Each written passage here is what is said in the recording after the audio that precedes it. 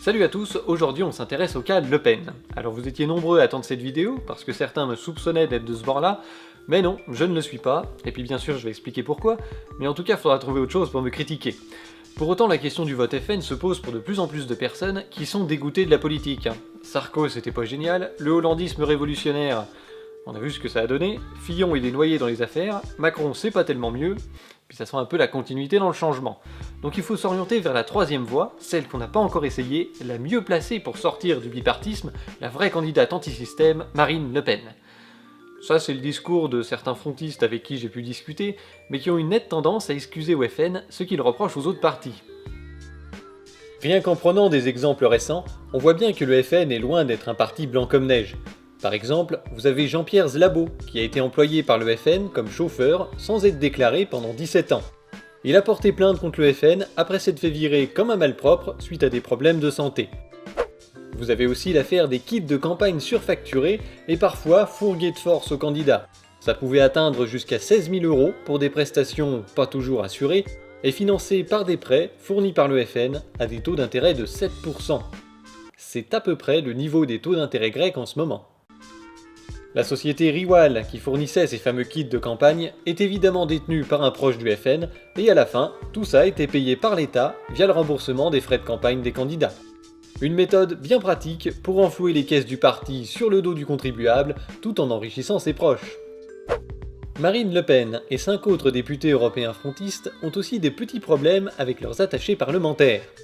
Normalement, par contrat, ils ont obligation de vivre et de travailler à Bruxelles. Mais une enquête de l'OLAF a montré que certains d'entre eux travaillaient en réalité en France, pour le Front National, ou comme garde du corps dans le cas de Marine Le Pen. En tout, c'est 1 100 000 € qui doit être remboursé au Parlement européen. Comme les fillonistes, les frontistes dénoncent une cabale menée par leurs opposants politiques à quelques mois du scrutin pour pourrir leur campagne. Mais que ce soit vrai ou pas, ça n'enlève rien aux faits. On pourrait continuer à égrener les ennuis juridiques du FN pendant des heures, surtout si on remonte dans le passé. Je vais juste me contenter de rappeler que le FN a le plus fort taux de condamnation ou de mise en examen d'élus. 15,6% contre 3,12% chez les pseudo-républicains et 1,94% chez les pseudo-socialistes. Pensez-y, quand vous entendrez Marine Le Pen dénoncer l'UMPS et la classe politique tous pourris. C'est le même niveau d'hypocrisie que Fillon reprochant aux autres de vouloir faire de la dette. Voilà, donc ça c'était pour rappeler un peu le décor, mais en général les électeurs du FN s'en foutent complètement, parce que eux ils se croient déjà au second tour, face à Fillon ou à Macron, et comme les trois sont aussi pourris les uns que les autres, mais qu'il faut bien en choisir un, bah les affaires passent au second plan, et leur critère de choix se base sur autre chose, en gros une critique du mondialisme, de l'Europe et de l'immigration. Alors passons au programme. Contrairement à l'idée répandue, le Front National ne veut pas sortir de l'Union Européenne. Il suffit simplement de lire ses 144 engagements pour s'en rendre compte. Premier point, rendre à la France sa souveraineté nationale vers une Europe des nations indépendantes au service des peuples. Retrouver notre liberté et la maîtrise de notre destin en restituant au peuple français sa souveraineté monétaire, législative, territoriale et économique. Pour cela, une négociation sera engagée avec nos partenaires européens, suivie d'un référendum sur notre appartenance à l'Union européenne. L'objectif est de parvenir à un projet européen respectueux de l'indépendance de la France, des souverainetés nationales et qui serve les intérêts des peuples. Alors on parlera à la fin du référendum, on va y aller par étapes. Mais vous voyez déjà que l'objectif numéro 1 du Front National, c'est de renégocier les traités. C'est un projet d'autre Europe. Il n'est pas question de sortir unilatéralement de l'Union européenne, et c'est d'ailleurs pareil pour l'euro. Si vous allez sur le site du FN, vous trouverez un dossier qui s'appelle « Tout ce qu'il faut savoir sur la fin de l'euro ». Je me suis dit, tiens, c'est bizarre, pourquoi ils n'ont pas écrit « Tout ce qu'il faut savoir sur la sortie de l'euro » ? Bah c'est très simple, après 10 pages de texte où il t'explique que l'euro ne marche pas et qu'on sera mieux en dehors, la baudruche se dégonfle au moment d'agir. Comment la fin de l'euro se passera-t-elle ? Quel scénario ? Seulement 2 scénarios sont prévus, le cas de l'éclatement de l'euro, une solution de second rang moins préférable, et le cas de la dissolution, une solution de premier rang préférable. Vous voyez au passage que la solution de premier rang, c'est pas la sortie unilatérale de l'euro. C'est une dissolution coordonnée qui permet de préparer une sortie de l'euro de manière coopérative et blablabla. Donc au FN, on veut bien sortir de l'euro, mais seulement si tout le monde est d'accord pour le faire en même temps que nous. On veut bien rendre aux Français leur liberté et leur souveraineté, mais seulement si les 28 États sont d'accord pour un nouveau projet européen plus respectueux de l'indépendance de la France. Écoutez comment Madame Le Pen nous vend son projet sur l'Europe. Mon idée n'est pas de sortir de l'euro brutalement sans demander l'avis aux Français. Mon objectif, si je suis élu, c'est d'engager une négociation avec l'Union européenne. Négociation dans laquelle, encore une fois, je suis convaincu que je ne serai pas seul. La France sera leader parce qu'il y a beaucoup de pays qui souffrent de la monnaie aujourd'hui en Europe. C'est évidemment le cas de la Grèce qui réfléchit à nouveau à retrouver une monnaie nationale. C'est le cas de l'Italie qui se porte très mal. C'est le cas du Portugal. Et de l'Espagne qui a retrouvé une part de compétitivité, mais au prix d'une baisse des salaires absolument massive. Donc moi, ce que je veux dire d'abord aux Français, c'est qu'on a le droit de négocier. On a le droit de négocier. Quand quelque chose ne fonctionne pas, quand on voit que Schengen, ça pose des problèmes, quand on voit que la monnaie pose des problèmes, quand on voit qu'on ne peut pas faire de protectionnisme intelligent, ou pour éviter la concurrence internationale déloyale que subissent nos agriculteurs et nos industriels, ou quand on ne peut pas donner un avantage à nos entreprises nationales dans les commandes publiques, il faut retourner négocier. Moi, je suis européenne. Moi, je crois en l'Europe, mais je crois en une Europe des coopérations, c'est-à-dire une Europe qui a réussi à faire Airbus, qui a réussi à faire Ariane. Pas cette Europe qui est devenue totalitaire et qui, quoi qu'on en pense, avance sans le peuple et même contre le peuple. Et franchement, dans cette interview, on a vraiment l'impression d'entendre du Mélenchon sur l'Europe. Sur la forme, en tout cas, c'est le même discours. Hein. Cette Europe ne nous convient pas, c'est une Europe de l'argent, elle se construit sans les peuples, elle est dictatoriale, il nous faut tout refonder en profondeur. C'est du Mélenchon. En plus, ils ont la même tactique pour flouer leurs électeurs, parce que ce projet d'autre Europe, ils préfèrent la présenter comme une sortie de l'Europe actuelle. Ils vous disent, on va rompre avec l'Europe telle qu'elle a été construite jusqu'à maintenant. Il faut sortir des traités européens. C'est malin de faire ça, parce que ça me permet de ne pas trop effrayer ceux qui veulent rester dans l'Europe pour renégocier, parce qu'ils entendent juste rupture avec l'UE, et ça permet d'obtenir le vote de ceux qui veulent sortir, parce que eux, ils entendent juste sortie de l'Europe. C'est en fait l'application d'un principe de psychologie qu'on appelle l'attention sélective, mais ça on va y revenir. Regardez dans cet article comment il dénature le terme Frexit. Marine Le Pen, candidate FN à la présidentielle, estime dans un entretien au Monde paru jeudi qu'on peut tomber d'accord assez rapidement sur la négociation sur le Frexit, alors que le Royaume-Uni, 7 mois après le Brexit, ne l'a pas encore commencé. Si vous regardez le paragraphe en dessous, on nous parle de l'article 50 déclenché par Theresa May. Alors tu te dis, banco, c'est le même projet avec Le Pen quand elle parle de Frexit. Eh ben non. Marine Le Pen, si elle est élue à l'Elysée, veut entamer des négociations de 6 mois avec Bruxelles pour récupérer 4 souverainetés, monétaire, législative, budgétaire, territoriale. En fonction du résultat de ces négociations, elle indiquera sa position pour le référendum sur l'appartenance française à l'Union européenne. Alors attention là, parce qu'il ne faut pas confondre Madame May qui va négocier l'accord de sortie et Madame Le Pen qui veut renégocier les traités. D'un côté vous avez une sortie unilatérale, de l'autre vous avez la volonté de faire un démantèlement coordonné qui nécessitera l'accord des 28 États. C'est pas ça qu'on appelle un Frexit, hein. Alors, là où la comparaison s'arrête avec Mélenchon, c'est évidemment sur le fond. Parce que Mélenchon il veut plus d'Europe, avec l'harmonisation sociale et fiscale, et Le Pen veut moins d'Europe, avec la fin de l'euro et le passage à l'Europe des nations. Sans qu'on sache exactement à quoi ça correspond, hein, c'est un slogan un peu creux. Mais je suis sûr que tout un tas de frontistes vont tenter de me l'expliquer dans les commentaires, ce qui donnera lieu, comme avec les Insoumis, à une avalanche de projets sur l'Europe tous aussi différents les uns des autres. On va bien rigoler. Ce qui est amusant aussi, c'est que Le Pen, comme Mélenchon, se réclame du soutien des pays du Sud pour mener les futures négociations. Et je vous demande, comme c'est pas possible de le faire dans le cadre des traités, que nous renégocions. Il exigera ça. Et nous pensons que si la France fait ça, vous verrez qu'il y a plein d'autres peuples en Europe qui ont les mêmes intérêts que nous, qui seront avec nous. Les Italiens, les Espagnols, les Portugais, les Grecs, etc. Négociation dans laquelle, encore une fois, je suis convaincu que je ne serai pas seul. La France sera leader parce qu'il y a beaucoup de pays qui souffrent de la monnaie aujourd'hui en Europe. C'est évidemment le cas de la Grèce qui réfléchit à nouveau à retrouver une monnaie nationale. C'est le cas de l'Italie qui se porte très mal. C'est le cas du Portugal et de l'Espagne qui a retrouvé une part de compétitivité, mais au prix d'une baisse des salaires absolument massive. Alors quoi? Ils sont schizos dans les pays du Sud? Ils veulent plus ou ils veulent moins d'Europe? Ils veulent l'Europe Mélenchon, Macron, Le Pen, qu'est-ce qu'ils veulent? En fait, tous ceux qui veulent changer les traités se comportent comme si tout le monde allait être d'accord avec eux en Europe, mais ils sont jamais allés demander au gouvernement, ou aux principaux partis des États membres, s'ils sont d'accord pour soutenir leur projet de renégociation s'ils sont élus en France. Alors bien sûr, ici ou là, vous pouvez avoir des petites coalitions de partis plus ou moins minoritaires, mais c'est pas suffisant. Et dans le cas qui nous occupe ici, Mélenchon, comme Le Pen, stipule pour les pays du Sud sans leur accord, et ça en droit français, ça s'appelle de l'escroquerie. Quant au référendum sur notre appartenance à l'Union Européenne, il est prévu après les négociations, mais la durée de celle-ci n'est pas indiquée dans les engagements. Alors attention, là je sais que je vais chipoter, parce que dans les médias, Le Pen dit bien que ça durera 6 mois, et ce délai a été confirmé tout récemment dans une vidéo sur les 10 premières mesures qu'elle prendrait si elle est élue. Mais pourquoi elle l'a pas mis dans ses engagements? C'est ballot, elle s'engage pas? Écoutez aussi ce qu'elle a dit au micro de RTL quand on lui demande quelles seront les modalités de ce référendum. Est-ce que la question posée aux Français, c'est est-ce que oui, vous voulez d'une Europe telle que j'ai négocié maintenant, avec plus de liberté? C'est exactement ça. Ou est-ce que vous voulez sortir de l'Europe? C'est exactement ça. Si vous disent on veut sortir de l'Europe, est-ce que vous continuez à être leur présidente ou pas? Mais On veut rester. Ah oui. Bah non, parce que je comprends absolument pas. Excusez-moi, mais alors là, c'est plus compréhensible du tout pour personne. Vous voyez comment ça marche pour duper les dindons?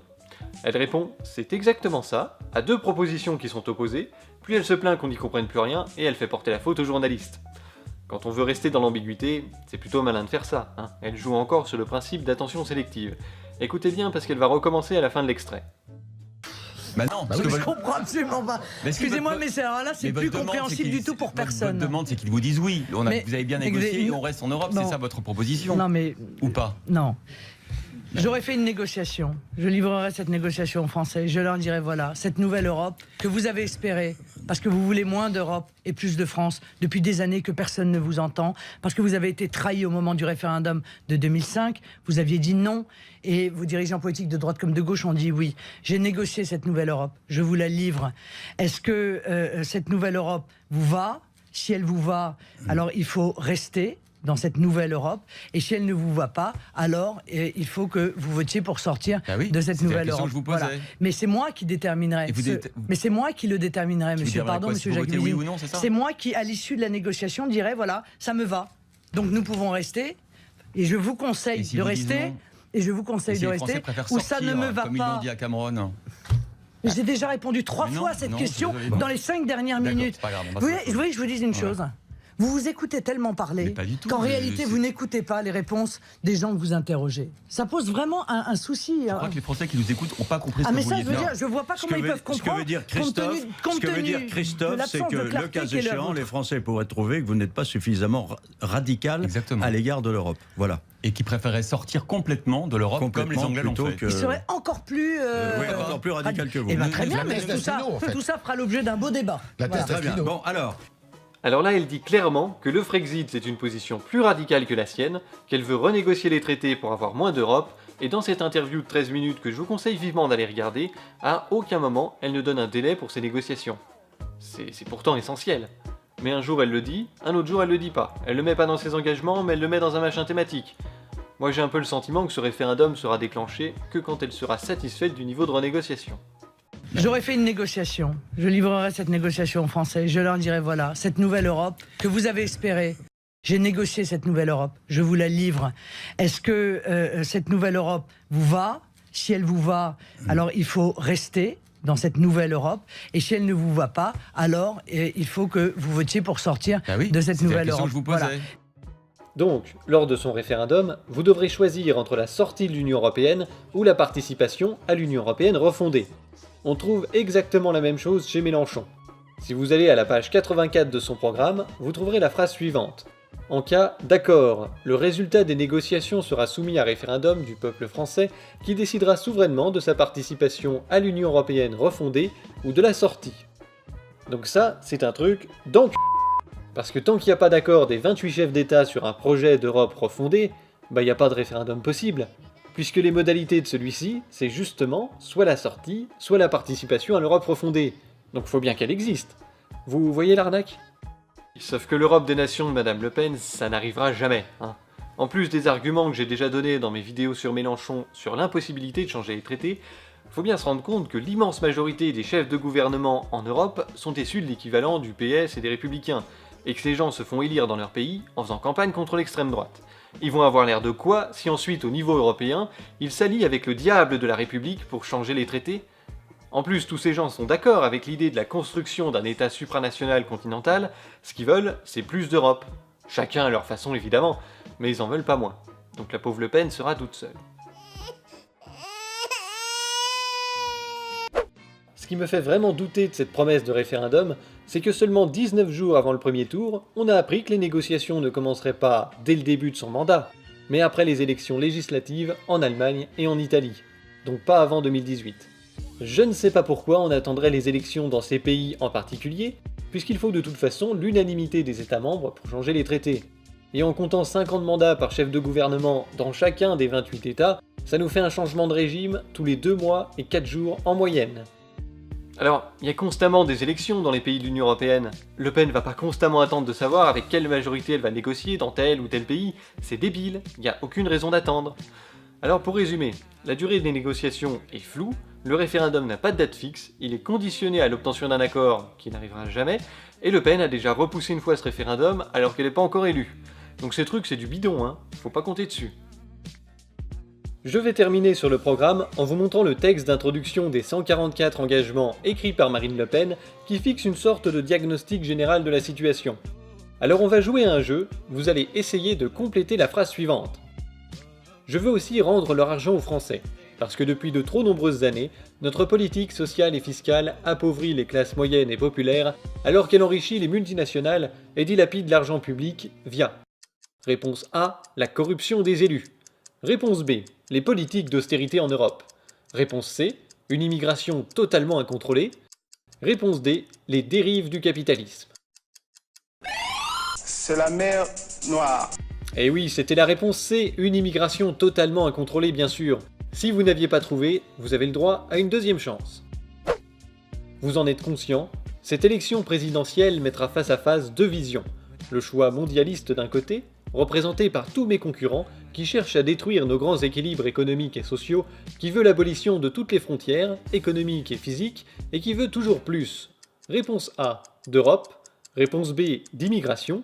Réponse C, de dérégulation. Réponse D, de profit. C'est la mer Noire.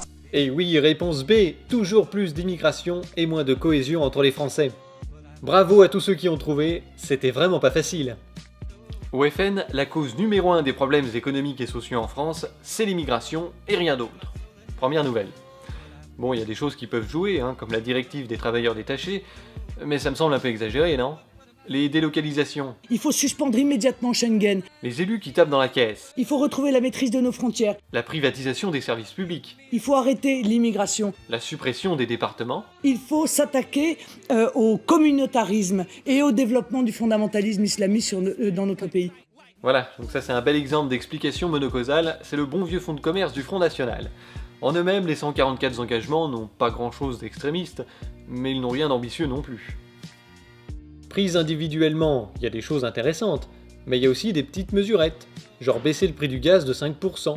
Non, pas de blague sur le gaz. Il y a aussi des déclarations d'intention floues qui n'engagent à rien, comme soutenir les startups françaises pour moderniser le système de santé. Bon, d'accord. Et de toute façon, une grande partie du programme n'est pas applicable tant qu'on est dans le cadre des traités européens. Donc moi j'appelle ça le discours des bonnes intentions. Mais c'est quand même parsemé de petits appels du pied à l'électorat de base du Front National. Au-delà de la politique sécuritaire contre la petite délinquance, vous avez ce genre de choses.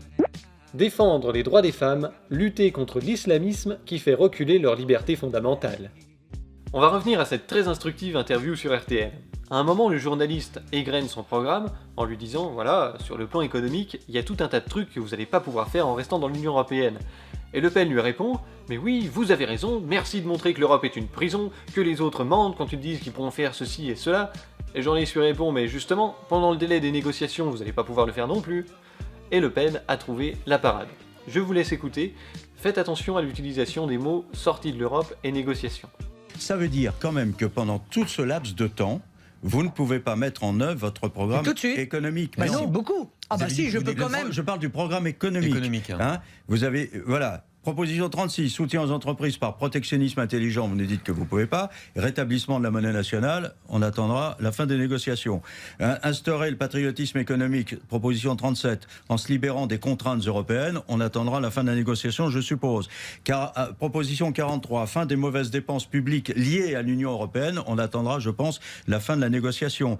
59, proposition 59, contribution sociale sur les importations de 3% pour financer le pouvoir d'achat des bas revenus. Mais là merci, aussi, mais merci, mais monsieur alors, mais donc Mazerolle. on attend Mais la merci, fin des monsieur négociations. Mazerolle, mais merci, Pendant merci. 8 mois, il ne se passe rien. Merci de votre contribution à ma moi, j'ai lu campagne. votre programme. Car en lisant cela, non, et je en lis votre disant, programme. et je peux en placer une? Bien sûr. Merci beaucoup. Et en disant cela, eh bien, vous faites la liste de tout ce qui est interdit par l'Union européenne. Merci beaucoup. Merci beaucoup de rappeler que ceux qui précisément font ces promesses-là dans les autres camps politiques mentent lorsqu'ils disent qu'ils peuvent mettre ça en œuvre alors que Mais nous vous aussi, sommes puisque vous dites enfermés qu'il faut dans 8 l'Union ou 9 européenne. mois, il Donc faut- merci Mais beaucoup oui, de mais- faire cette liste. Mais pendant C'est la 8 mois, raison. il ne se passe raison. rien. Non, monsieur. Il se passe rien. Si, il va se passer qu'on va arrêter l'immigration déjà. Ça va se passer tout de suite.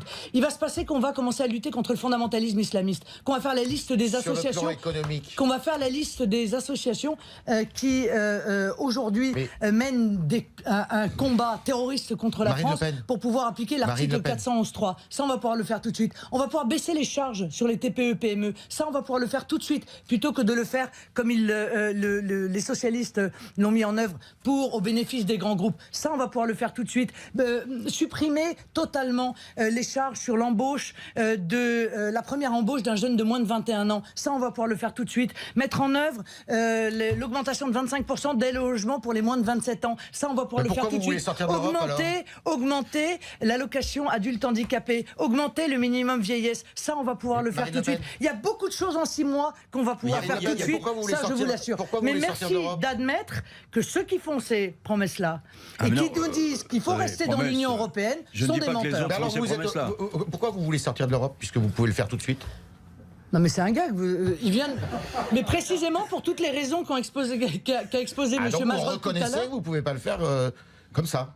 Il faut que vous sortiez de Non mais l'Europe. vous étiez où dans les 3 dernières minutes là? J'étais avec vous. Vous étiez avec nous? J'étais avec vous. D'accord, vous avez donc suivi la Non, mais ça conversation. veut dire- Alors ça je vais veut la dire, résumer, madame- pardon, excusez-moi, je vais la résumer. Oui. D'accord? Monsieur Mazerolle m'a lu toute une série de choses qu'on ne Oui. peut pas faire dans le cadre de l'Union Oui. européenne. Je lui ai répondu qu'il y avait toute une série d'autres choses qu'on pouvait mettre en œuvre tout de suite, mais qu'il avait raison, il faut effectivement renégocier très profondément avec l'Union européenne pour pouvoir mettre en œuvre la protection patriote. Votre programme, l'application de votre programme complet, tel que vous le présentez là, est conditionnée à la sortie de l'Union européenne. Et une partie. Oui, parce que... Une partie, mais donc ne me c'est dites pas ça important. comme si je l'avais caché aux Français. Il me semble que je suis la seule à avoir dit la vérité. Alors l'extrait était un peu long, mais ça me semblait important, parce qu'on voit bien 4 choses. D'abord, Yves Tréhard est aux fraises. Le sujet le plus important au Front National, c'est pas l'économie, c'est l'immigration. Madame Le Pen dénonce les mensonges des autres candidats, mais elle non plus ne pourra pas appliquer des pans entiers de son programme parce qu'elle veut rester dans l'Union Européenne et qu'elle a aucune chance de renégocier. Et à la fin, elle ratisse large. Il y a à boire et à manger pour tous les électeurs, ceux qui veulent entendre renégocier en profondeur, Renégocier très profondément. et ceux qui veulent entendre sortie de l'Europe. L'application de votre programme complet, tel que vous le présentez là, est conditionnée à la sortie de l'Union européenne. Et Donc, une partie. En fait, Le Pen critique beaucoup le verbiage creux et vide de Macron, mais elle fait pareil. Elle dit une chose et son contraire. Elle fait de l'attention sélective. Aujourd'hui, compte tenu des informations dont je dispose, qui sont les mêmes que vous, il est hors de question de le lever. Et donc je demanderai aux services compétents de pouvoir me faire un point cohérent en la matière dès le premier conseil de défense que je réunirai si je suis élu. Il faut pour cela d'abord avoir une juste perception de la menace, de la nature des risques qu'encourt notre population, mais également des pratiques que permet seul l'état d'urgence. Alors, qu'est-ce qu'il faut comprendre là-dessus? Je veux dire, il sort de l'état d'urgence ou pas?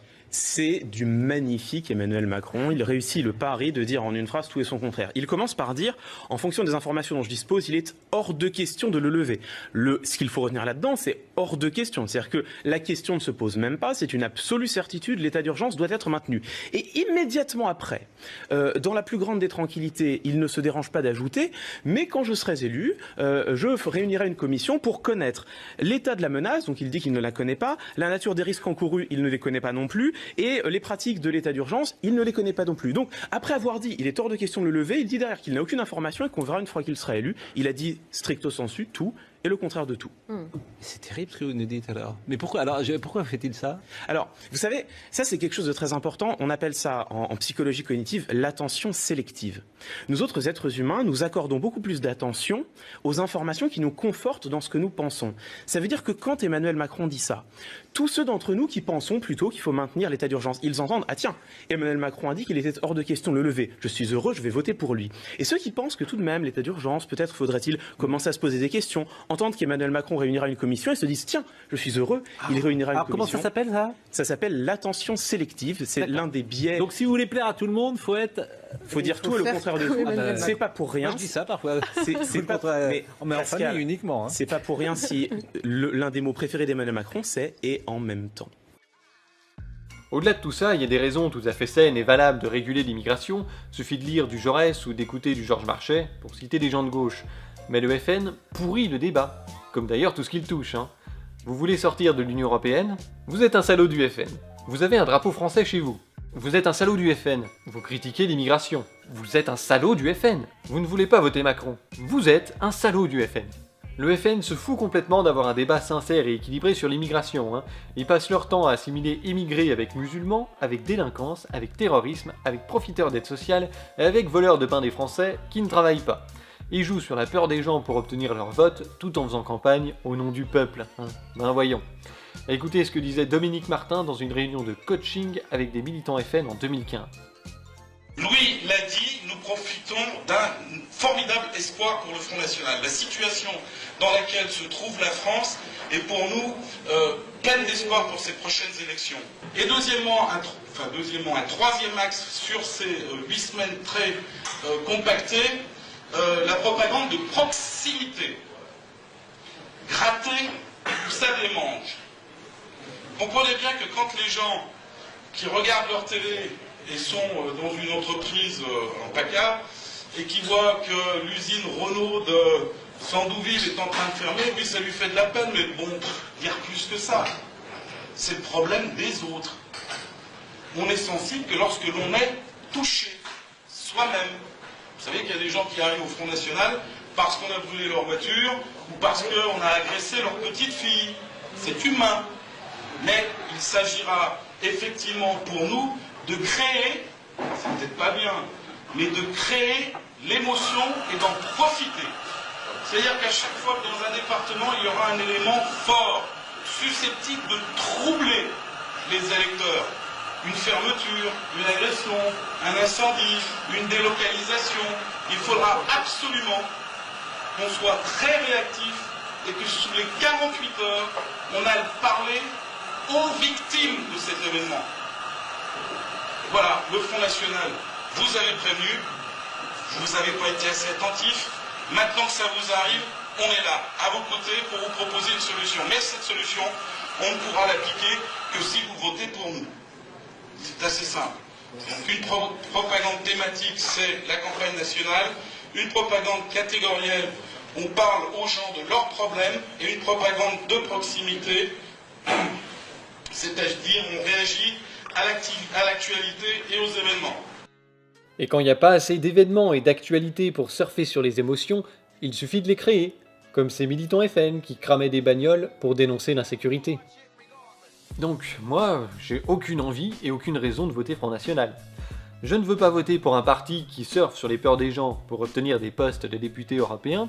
Je ne veux pas voter pour un parti qui veut rester dans l'Union Européenne parce qu'on aura exactement la même politique qui découle des traités. Et je ne veux pas voter pour des escrocs notoires qui barbotent des héritages, qui ne payent pas leurs factures à leurs amis imprimeurs, qui tapent dans les caisses publiques, qui inscrivent des gens sans leur accord sur les listes électorales, qui critiquent l'immigration, mais qui en même temps sont bien contents de trouver des citoyens européens pour boucher les trous sur leur liste aux dernières municipales. Et en plus, la chaîne MLP 2017 me taxe mes vidéos sans citer leur auteur. Ah ça, je pensais vous en parler plus longuement, mais ce pauvre type s'est fait supprimer toutes ses chaînes YouTube, donc il n'y a plus grand chose à en dire. Juste pour l'anecdote quand même, en parcourant une 4ème chaîne YouTube qu'il avait ouverte, je suis tombé sur sa seule vidéo originale qui s'appelait « Merci trouble faite ». Un honneur. Une succession de plans fixes avec du texte, dans laquelle il m'accusait d'avoir fait fermer sa chaîne, dont il espérait tirer 1500 € par mois. Je regrette beaucoup de ne pas avoir eu le réflexe de télécharger cette vidéo d'anthologie, qui est maintenant supprimée, mais je vous jure que c'est vrai. Donc là, j'ai compris qu'on n'avait pas affaire à un prix Nobel, hein.